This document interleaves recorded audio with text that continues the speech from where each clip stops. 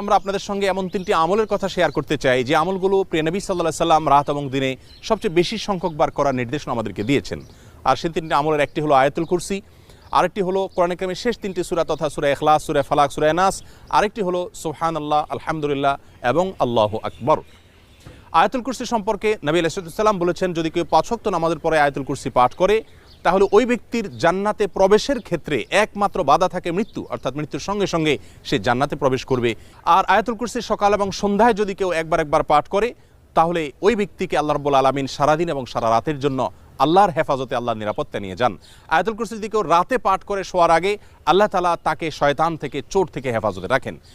3 কুল তথা কোরআন কারিমের শেষ 3টি সূরা, সূরা ইখলাস, সূরা ফালাক, সূরা নাস, এগুলো যদি কেউ 5 ওয়াক্ত নামাজের পরে একবার পাঠ করে তারও বিপুল পরিমাণ ফজিলতের কথা হাদিসে বর্ণিত হয়েছে।